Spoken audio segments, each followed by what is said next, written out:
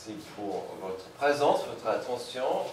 Vous le savez, je pense, nous sommes dans notre série Traces, où nous suivons des traces de Jésus, verset par verset, dans le livre de Marc. Alors, ça vous aidera si vous avez une Bible devant vous, car vous le savez, dans cette pièce, parfois, on ne peut pas toujours facilement voir ce qui est projeté sur l'écran. Donc, gardez vos Bibles avec vous. Si vous en avez besoin, on peut vous aider avec ça. Nous sommes aujourd'hui à Marc 6, les versets 30 au 44. Je vais prêcher de la seconde 21, mais vous pouvez bien sûr lire votre copie à vous. Mais voilà, sur l'écran, ça sera de la seconde 21. À la fin, il y aura un dernier chant d'appel. Ça, c'est pour ceux qui pourraient avancer, prier au besoin, de régler. Parfois, le Saint-Esprit parle pendant le message. Et parfois, ça aide d'avancer, prier et juste ouvrir son cœur à Dieu. Alors, avant de regarder ce que nous avons dans le 6e chapitre de Marc, j'aimerais vous parler des voitures Tesla. Amen. Ah, des voitures Tesla. Alors pourquoi? Des atouts de ces voitures sont nombreux. Commençons avec l'avantage évident. Une voiture Tesla est électrique et son autonomie dure quelques centaines de kilomètres. Avec le prix des carburants comme ils sont aujourd'hui, déjà c'est intéressant. Je ne pleure pas à la pompe, pas encore, mais presque. Parfois, ça fait de la peine. D'accord, vous comprenez. D'autres mots descriptifs d'une telle voiture, d'une voiture Tesla, viennent à l'esprit vite. Sportive, rapide. Ah, pour une voiture électrique, elles sont très rapides. Élégante, belle, luxurieuse. La liste pourrait être longue, je m'arrête là. Alors, soyons clairs. Voyons ma salaire. Voyons que je suis père de 4 enfants et un pasteur qui parfois doit utiliser sa voiture pour le ministère. Je ne suis pas en train de réfléchir à changer notre monospace pour un Tesla. Amen. C'est normal. Mais en même temps, permettez-moi de vous signaler que si vous demandez à l'ami d'Antoine, Monsieur Google, de vous montrer, pas tout de suite, de vous montrer des vidéos des gens confus qui essaient de remplir leur Tesla avec du carburant à une station de service. On dirait que c'est une blague, ça existe. Et la liste sur le web devient de plus en plus longue. Des gens qui sont confus à la station, mais où est-ce que je mets l'essence? Ils vont chercher par ici, ils vont chercher par là. C'est à la fois drôle, c'est à la fois triste. Car si vous allez acheter une petite fortune pour avoir une voiture Tesla, le premier plus grand atout, c'est que c'est électrique. Vous n'avez pas besoin de mettre de l'essence. L'autre chose qui est intéressant à voir sur ces vidéos, c'est bien sûr, quelqu'un doit prendre ces vidéos. Et donc, souvent, vous allez voir quelqu'un qui fait son commentaire de sa voiture. Il va rigoler, son appareil va bouger parce qu'il rigole bien sur la pauvre personne qui est confuse devant la pompe. Alors, j'allais mettre ça, et puis pour le temps, et puis je ne voulais pas trop qu'on rigole à l'ignorance des autres, même si c'est facile parfois. Mais bon, ça existe, malheureusement, de plus en plus de telles vidéos. Ça m'a fait penser au dicton. Une horloge cassée a raison 2 fois par jour. Pourquoi je dirais ça? Car si dans une course de voiture contre moi et ma Zafira, style Fast and Furious, et contre une Tesla, avec la batterie qui est morte, il y a une seule chance que la Tesla gagne. Ça sera si on est tous les deux au sommet d'une montagne. Et on va suivre la gravité et la pente de la montagne. C'est la seule chance qu'une Tesla pourrait me battre. N'ayez pas peur, chérie, je n'ai pas de telle course prévue pour moi ni notre monospace. Mais je pourrais gagner contre une Tesla qui n'a pas de puissance. Alors pourquoi tout ça sur des voitures Tesla? Sans sa batterie, une telle voiture n'est pas très utile. Sans cette source de puissance, elle peut seulement avancer s'il s'agit d'une descente. Bien sûr, cela dépendra sur la pente de la route et des lois de la gravité. Dans notre passage, aujourd'hui, nous découvrirons quelques leçons liées à une source de puissance pour un disciple de Jésus-Christ. Alors, si vous n'êtes pas encore un disciple de Jésus-Christ, permettez-moi de vous dire que le chemin du disciple est une véritable route d'espérance pour le monde. Amen. Selon Jésus lui-même et ses dernières paroles qu'il nous a laissées, notre but, c'est la réponse de Dieu à cette planète pourrie et remplie de corruption. Dieu a laissé comme outil principal l'Église locale. À l'Église locale, il a donné ses commandements. Le but. Pour notre Église, cette notion, c'est notre but ultime selon Matthieu 28. Vous le connaissez, 18 jusqu'à 20. Jésus s'approche et leur dit, « Tout pouvoir m'a été donné dans le ciel et sur la terre, allez donc. » On voit notre première, dans notre but. « Faites de toutes les nations des disciples. Baptisez-les au nom du Père, du Fils et du Saint-Esprit, et enseignez-leur à mettre en pratique tout ce que je vous ai prescrit. Et moi, je suis avec vous tous les jours jusqu'à la fin du monde. » Amen. Et donc, notre but, c'est simple, on le dit souvent, c'est de faire et de former des disciples. On prend ça de ces mots, faites de toutes les nations des disciples et enseignez-leur à mettre en pratique tout ce que je vous ai prescrit. Mon frère Antoine dit souvent, à quoi ça sert d'avoir une connaissance de la parole de Dieu si ce n'est pas mis en pratique, si on n'applique pas ça. Ce but a besoin des poteaux, bien sûr, et dans notre passage aujourd'hui, nous allons étudier la notion d'un amour au carré et un de ses partenaires, le service au carré. Alors, je pense que vous comprenez notre but. Mais l'amour au carré, c'est quoi? C'est l'amour vertical que nous sommes censés avoir pour Dieu. La Bible dit, Jésus a dit, c'est en fait le commandement le plus grand qui existe dans toute la parole de Dieu, c'est d'aimer Dieu avec 100% de votre être. Est-ce que c'est facile? Non. Est-ce que c'est important? Absolument. Et donc, on est censé aimer Dieu dans ce sens-là, et puis avec un amour horizontal, on est censé aimer notre prochain comme soi-même. Est-ce que c'est facile? Non. Est-ce que c'est important? Absolument. Et donc, cet amour au carré, c'est le poteau le plus important pour le disciple, mais il ne peut pas tenir debout sans le service au carré. Même chose, servir Dieu et servir son prochain. Et souvent, sans honte, je dis, servir votre église locale, d'être dans le service. Vous pouvez servir. Alors, si vous voulez être disciple, il faut servir. On va voir ça ce matin. Parfois, je vous rappelle que le service au carré doit rester bien attaché à l'amour au carré, sinon, ça devient robotique, mécanique, puis, si je peux oser, trop religieux. De servir Dieu, de servir l'Église, de servir son prochain, sans aimer Dieu et sans aimer son prochain devient robotique, mécanique.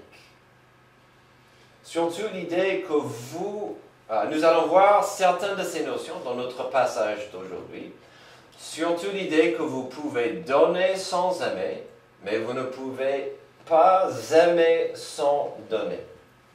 Et c'est tellement clair. Souvent, je parle des impôts, parce que vous donnez vos impôts sans amour. Mais vous pouvez donner sans aimer, mais il est important dans le royaume de Dieu de donner dans l'amour. Et donc, quand je parle ce matin de donner, n'oubliez pas que c'est une autre façon de voir le mot servir ou service. Le chemin du disciple est une route d'espérance pour le monde, mais il implique du service au carré. Que peut-on donner pour aider à transformer le monde? Qu'est-ce que vous pouvez donner? Qu'est-ce que je pouvais donner? D'abord, on peut donner de soi-même. Verset 30. Les apôtres se rassemblèrent autour de Jésus et lui racontèrent tout ce qu'ils avaient fait, tout ce qu'ils avaient enseigné. Et Jésus leur dit, venez à l'écart, dans un endroit désert, et reposez-vous un peu. En effet, il y avait beaucoup de monde qui allait et venait, ils n'avaient même pas le temps de manger. Alors si vous n'étiez pas là il y a 2 semaines, ou même si vous étiez présent dimanche dernier, ces 2 versets seront mieux compris avec un peu de contexte et un rappel. Car la semaine dernière, nous avons vu Marc faire une parenthèse dans des traces de Jésus pour raconter ce qui est arrivé à Jean-Baptiste. Donc, c'était un peu intéressant parce qu'on n'était plus dans les traces de Jésus. On a vu la fin tragique de Jean-Baptiste. Mais la semaine d'avant, nous avons vu Jésus envoie ses 12 disciples, 2 à 2, dans des directions différentes, dans son pouvoir à servir. Nous avons vu qu'ils ont prêché l'importance de Jésus-Christ le Sauveur, et ils ont même guéri des démoniaques et des malades grâce à la puissance que Jésus leur a donnée. Donc, ça c'est le contexte de ce qu'on vient de voir. Les disciples reviennent de cette mission incroyable avec des histoires incroyables à raconter. On ne peut que imaginer le contenu des histoires magnifiques du verset 30. Les apôtres se rassemblèrent autour de Jésus, lui racontèrent tout ce qu'ils avaient fait et tout ce qu'ils avaient enseigné. Imaginez les histoires. Pour la première fois dans leur vie, dans leur ministère, ils sont partis avec le pouvoir du Saint-Esprit sur eux. Ils enseignaient avec une sagesse de Dieu, ils ont guéri des gens, ils ont chassé des démons. Et donc, les 12 sont rentrés comme des gamins. Jésus, Jésus, tu ne vas pas croire ce qu'on a fait. Et quelque part, Jésus a dit, raconte-moi, dis-moi. En même temps, Jésus disait en lui-même, bien sûr, je sais bien ce que vous avez vécu. Maintenant, vous comprenez un peu mieux ce que je fais chaque jour. Mais il était joyeux qu'il rentre avec ces histoires à raconter. Ça leur a fait du bien. Alors pourquoi finalement est-ce que les 12 sont partis? Pourquoi ils ont servi? Pourquoi ils se sont donnés de eux-mêmes pour autrui? Nous avons vu la réponse il y a 2 semaines. C'était bien sûr un acte d'obéissance, mais aussi de confiance à leur maître. Et que finalement, c'est une notion qui est toujours en vigueur pour nous aujourd'hui. En tant que disciples de Jésus-Christ, nous pouvons faire le ministère, on peut partager le message, on peut agir dans la foi pour aider, pour changer le monde. Dieu préfère de nous utiliser. Les 12 ont appris ce que nous pouvons apprendre, c'est que Dieu préfère de nous utiliser, mais nous devons être plus que disponibles. Nous devons être vidés de nous-mêmes, afin que sa puissance brille et nous remplisse. Et quand je dis nous devons être vidés de nous-mêmes, je ne veux pas dire pas vidés de notre intelligence, mais plutôt de notre arrogance. De dire, Dieu, je suis à toi, je suis comme un vase d'argile, utilise-moi. Je suis à ta disposition. Mais un amour au carré, du service au carré, est difficile quand l'orgueil commence à entrer. Alors, avançons au verset 31, où il y a une vérité importante à ne pas rater. Quand on donne de soi-même au service des autres, ça peut être épuisant sur quasiment tous les niveaux. Si on revoit des disciples d'il y a 2 semaines, et combien de niveaux étaient en jeu lorsqu'ils étaient en mission. Je vous rappelle, Jésus leur a envoyé, il a dit, vous n'allez pas amener à quoi manger, pas d'argent supplémentaire, même pas un deuxième manteau, vous allez vivre par la foi. Les implications étaient claires. Je prendrai soin de toi à travers d'autres personnes. Donc c'était une mission d'obéissance, de confiance, mais nous avons vu aussi qu'il les a préparés pour la réjection, le rejet. Il a dit, si ça vous arrive, je dirais plutôt quand ça vous arrive, n'ayez pas peur, ne prenez pas ça personnellement, vous aurez le rejet. Mais ce n'était pas facile. Jésus leur a expliqué de cette possibilité, ce n'est jamais agréable d'en recevoir. Dans le service au carré, on peut donner de soi-même. Je sais que je blague souvent qu'étant pasteur, je ne bosse qu'une journée par semaine. Félicitations, vous m'avez devant vous. Amen. Mais puis-je être transparent avec vous, de donner de soi-même, et vous le connaissez, de donner de soi-même dans la vie des autres peut souvent être épuisant sur tous les niveaux. Ça vous épuise, ça vous touche, ça vous vide au niveau émotionnel, au niveau spirituel, par mot à la bouche, au niveau physique, vous êtes fatigué. Pourquoi? Parce qu'on est en train de donner de soi-même à quelqu'un d'autre. Et dans ces cas, vous voulez quoi? Aimer. Vous voulez servir. Vous pouvez faire votre mieux de donner, mais parfois, la suite, c'est spirituel. Dieu doit faire le travail dans le cœur de la personne. Ou vous pouvez dire, voici ce que la Bible dit, et la personne dit, ok, et puis il ne va pas accepter ce que vous dites. De donner de vous-même, surtout au carré, implique parfois du rejet. C'est pas grave, mais c'est épuisant. Alors, si vous me trouvez fatigué, c'est pas votre faute, d'accord?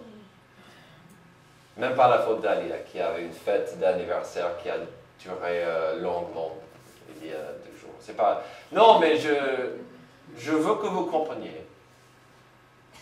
Nous sommes dans le travail des gens.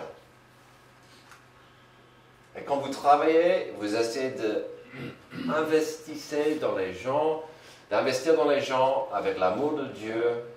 Vous pouvez faire votre mieux. Parfois, ça ne passe pas. Parfois, vous ne pouvez pas aider la personne au niveau spirituel.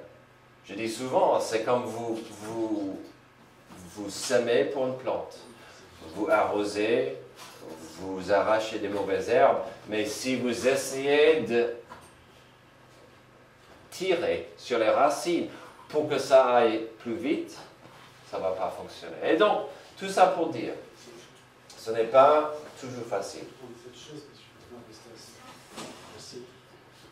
C'est pourquoi quand vous voulez servir au carré, il faut que ça soit aussi pour Dieu, ainsi que pour autrui. Et si cela n'est pas lié ou enraciné dans l'amour au carré, vous allez vous épuiser gravement. Si vous voulez servir, et vous ne pouvez pas le faire pour l'amour de Dieu et pour l'amour pour la personne, vous allez vous épuiser et vider vite. Verset 31. Jésus a compris ça, mieux que n'importe qui. C'est pourquoi on a le verset 31. Jésus leur dit, venez à l'écart dans un endroit désert, reposez-vous un peu.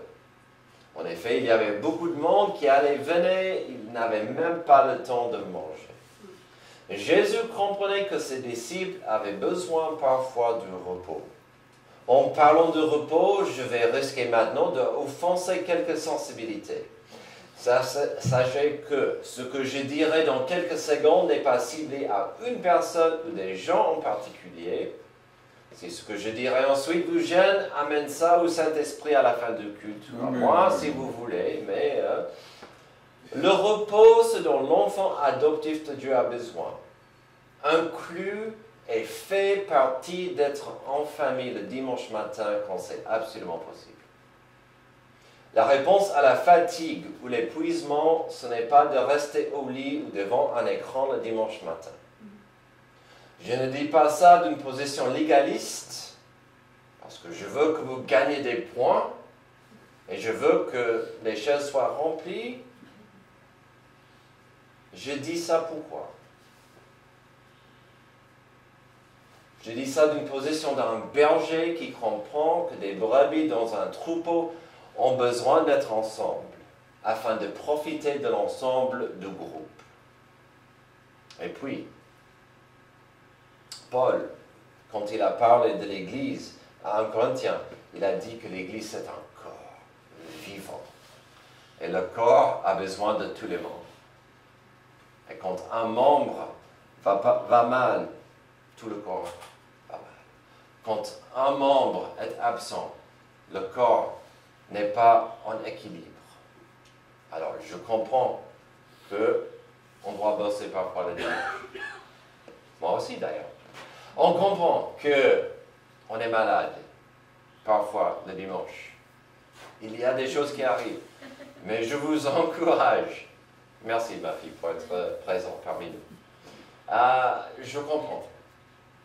Mais l'Église a besoin des uns des autres. J'ai besoin de vous. J'espère que vous avez besoin de moi. Mais nous avons besoin des uns des autres. Alors, si vous voyez quelqu'un qui n'est pas là, priez pour cette personne. Envoyez un mot. Dire, vous m'avez manqué, j'espère que ça va. Mais on a besoin de repos de Dieu. Terminons avec notre premier point, verset 32. Ils partirent donc dans une barque pour aller à l'écart, dans un endroit désert. Alors déjà, ça commence bien, nous avons vu le pourquoi. C'était de se reposer, de prendre un peu de distance des gens qui cherchaient à prendre de Jésus. Mais, on voit verset 33, beaucoup de gens les virent s'en aller et le reconnurent, et de toutes les villes, on a couru à pied et on les devança à l'endroit où ils se rendaient. Quand il sortit de la barque, Jésus vit une grande foule et dit, pas encore. Non, c'est pas ce qu'il a dit. Excuse-moi, c'est ce que j'aurais dit. Il fut rempli de compassion pour eux, parce qu'ils étaient comme des brebis qui n'ont pas de berger. Il s'est mis à leur enseigner beaucoup de choses. Voilà, j'espère que le petit voyage en bateau était reposant, car le cycle vicieux va recommencer. Est-ce que vous avez remarqué ce qui a frappé le cœur de Jésus? C'était la compassion. La compassion, c'est plus que d'être touché, mais c'est d'être touché à agir. Donc, ça revient à l'amour pour son prochain. Que pourrait être le carburant pour la compassion alors? C'est l'amour au carré. Le chemin du disciple est une route d'espérance pour le monde, mais il implique du service. Que peut-on donner pour aider à transformer le monde? Deuxième, on peut voir qu'on peut donner, après donner de soi-même, on peut donner de ses biens. Verset 35. Comme l'heure était déjà bien tardive, ses disciples s'approchèrent de lui et dirent, cet endroit est désert, il est déjà tard, renvoie-les afin qu'ils aillent dans les campagnes et dans les villages des environs pour s'acheter du pain, car ils n'ont rien à manger. Et Jésus leur répondit, donnez-leur vous-même à manger. Et lui dire, faut-il aller acheter des pains pour 200 pièces d'argent et leur donner à manger? Et leur dit, combien de pain avez-vous? Allez voir. Ils s'en assurèrent et répondirent 5 et 2 poissons. Alors, il y a des choses importantes à saisir ici. D'abord, ce qu'ils disent des disciples au verset 36 est tout à fait logique et normal. Ils étaient habitués à voir des foules autour de Jésus. Ils avaient l'habitude de dire aux gens, allez hop, le spectacle est terminé, rentrez chez vous. Puis, on peut même constater des traces de compassion, j'espère, ici, car ils avouent que ces gens avaient faim. Donc, c'était logique. Jésus, c'est l'heure, ils ont faim, ils sont fatigués, on va terminer. Mais Jésus allait bien personnaliser la notion du service au carré quand il a dit « Et si vous leur donnez à manger ?» Si vous le faites, ouf, ça devient personnel. Encore, on ne peut pas blâmer la seule solution qu'ils avaient devant eux. Ils ont vite fait le calcul des maths. Ils ont regardé ce qu'ils avaient dans le sac. Beaucoup de théologiens pensent que la somme donnée était combien ils avaient d'entre eux. Ça va de soi, car les 12 venaient de rentrer de leur mission, et en principe, certains ont donné au ministère de Jésus. Donc c'est tout à fait probable que les 12 sont rentrés avec un peu d'argent, parce que les gens ont donné. Ah, vous êtes des disciples de Jésus, on va vous aider. C'était un des rares moments où ils avaient probablement une belle somme dans le compte courant. Alors la question s'impose, que valait 200 pièces d'argent? Et c'est là où ce passage devient très très intéressant. C'est facile à rater cette importance. Déjà, si c'était tout ce qu'ils avaient, bravo aux disciples de dire, on pourrait donner tous, mais ça ne serait pas assez. Mais qu'est-ce que ça valait? Une pièce, plus ou moins, était la somme d'une journée de travail. Alors, je ne sais pas combien de jours vous travaillez par an. Mais si c'est 320, imaginez combien 200 jours d'argent allait coûter. Alors moi, je bosse un jour par semaine, donc la somme serait moins. Mais vous comprenez, c'était une somme énorme. Plus que la moitié d'un an de salaire. Et ils ont dit, est-ce que tu veux, Seigneur, qu'on dépense cette somme-là pour donner à manger à cette foule, et en quelques heures, ils auront faim? Est-ce que c'est ça, ce que tu veux? La question est logique. Quand on étudie la notion d'acheter assez de nourriture pour la foule, on peut vite comprendre que c'était plus qu'une mauvaise idée. Je recommence. C'était plus qu'une mauvaise idée, c'était inutile. C'est pourquoi nous avons l'importance du verset 38, car Jésus voulait qu'ils obéissent à sa première commande, mais pas selon leur capacité à eux. C'est comme si Jésus disait, arrêtez de penser dans des termes de ce que vous pourriez acheter et pourriez faire, et dites-moi seulement ce que vous avez. Voici une vérité importante à saisir dans le royaume de Dieu.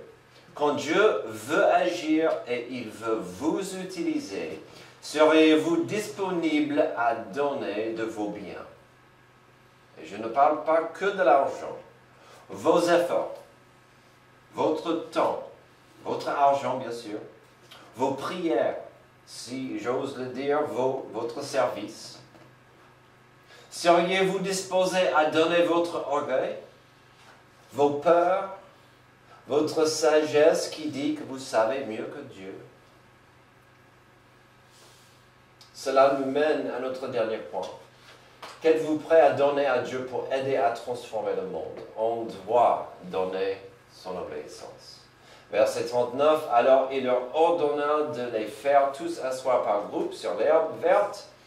Ils s'assirent par rangées de 100 et de 50. Il prit les 5 pains et les 2 poissons, leva les yeux vers le ciel et prononça la prière de bénédiction.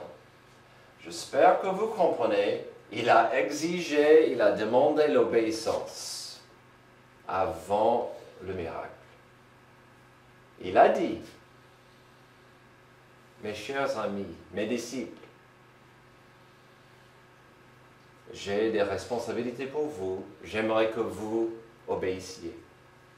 J'aimerais que vous vous mettiez à l'action. Avant. Après avoir confirmé qu'il n'en avait pas assez, qu'est-ce que Jésus a fait? Il a fait un appel à l'action au verset 39. Cela devait être bizarre, étrange même, mais en même temps, ça montrait que Jésus était à l'œuvre. Mais ne ratez pas qu'il leur a demandé d'agir, d'organiser, de préparer le chemin. Je le dis souvent, peut-être pas assez, que la meilleure preuve de la foi, c'est l'obéissance. C'est l'obéissance.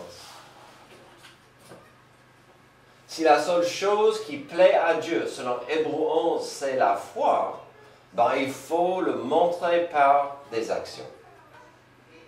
J'ai dit que Jésus a demandé aux disciples de préparer le chemin pour l'impossible.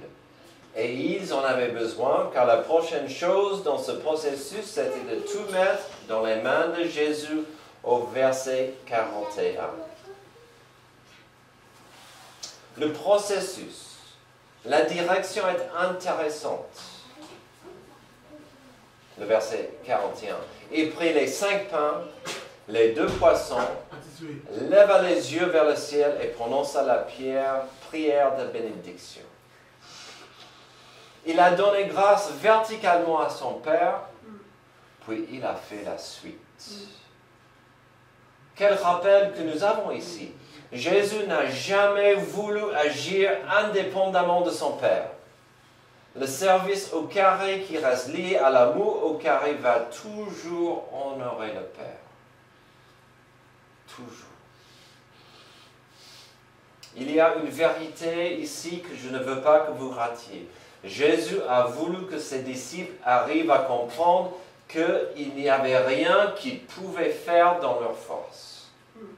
Mais en dépit de l'impossible devant eux, ils devaient décider s'ils voulaient écouter et obéir après avoir tout donné à Dieu. C'est magnifique. Il dit, donne-moi tout ce que tu as, mais donne-moi ton obéissance, donne-moi ta confiance. Puis il remplit les pains, les donna aux disciples afin qu'ils les distribuent à la foule. Il partagea aussi les 2 poissons entre tous. Alors, j'essaie de ne pas trop vous submerger avec des scènes de la série The Chosen, mais j'aimerais que vous regardiez quelques moments de cette scène, comment il aurait pu se passer. Même si c'est en anglais, je pense que ça serait une bénédiction pour vous. Et je vais indiquer un moment clé quand Jésus va tout de même leur pousser un peu à l'action, ou si vous voulez à l'obéissance. Il y aura un moment où il va dire, préparez le chemin, organisez les choses, allez hop. Mais le miracle n'est pas encore arrivé. Et il va dire, et c'est magnifique, est-ce que je n'étais pas clair? C'est dans l'amour, mais il y a un peu d'attitude d'un maître envers ses serviteurs. Est-ce que ce n'était pas clair, ce que je vous ai demandé? Allez.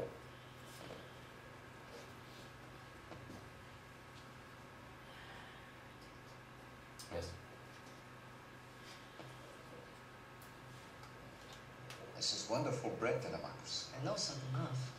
Well, it's enough for me. I can do a lot with this. Thank you.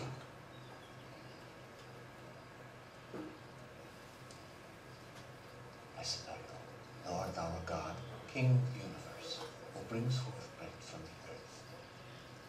Did they find some bread?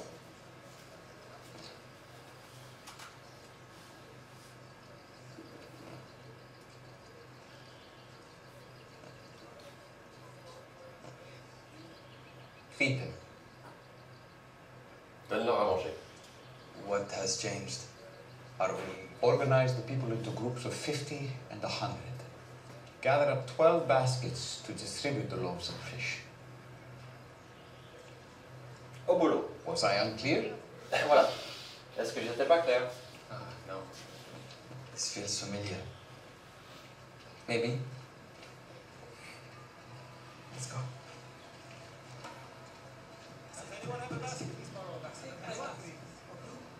Come on.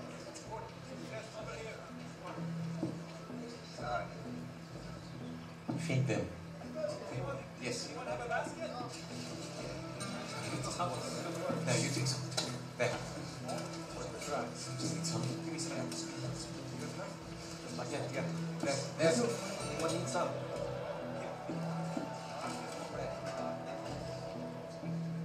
It's better than the tail. That's the last of it. Yeah, that's the last of it. All right, Marcus, you can have your basket back.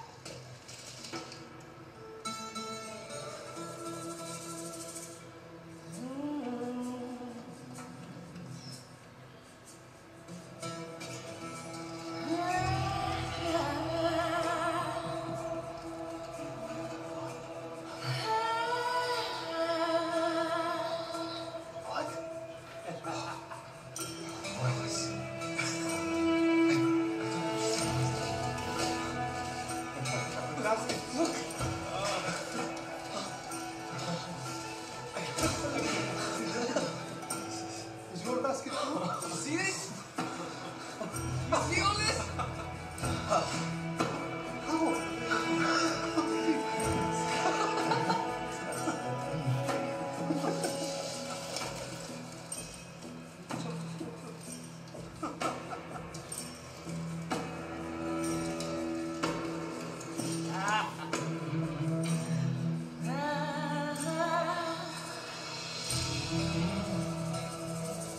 I kept you here all this time giving you spiritual food. But you clearly need actual food now. So let's eat.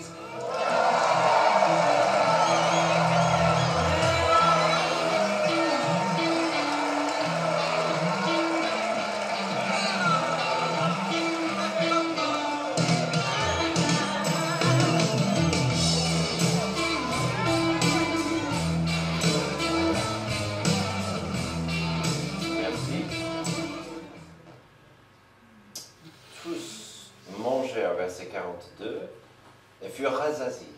Et l'on emporta 12 paniers pleins de morceaux de pain et de ce qui restait des poissons. Ceux qui avaient mangé les pains étaient au nombre de 5000.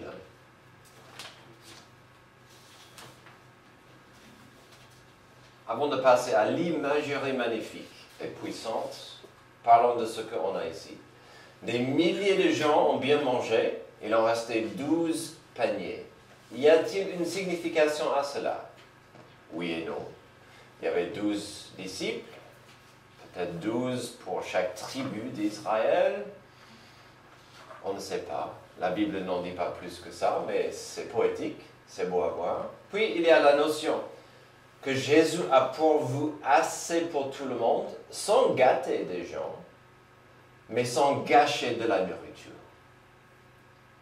Il était éco-responsable. Je pourrais parler des heures de la signification de cela par rapport à la première tentation de Jésus-Christ dans le désert par Satan. Mais n'ayez pas peur, je ne vous ferai pas ça aujourd'hui. Qu'en est-il alors pour l'imagerie ici? Dans le langage originel, le miracle est arrivé, c'est passé dans les mains de Jésus. Dieu le Père a béni l'action, Jésus-Christ a pourvu la multiplication du pain et tout le monde était rassasié. Tout à l'heure, pendant la Sainte Seine, nous allons parler de cette image belle, mais à la fois triste, où Jésus-Christ, le pain de vie, était brisé, puis s'est donné à ceux qui voulaient vivre.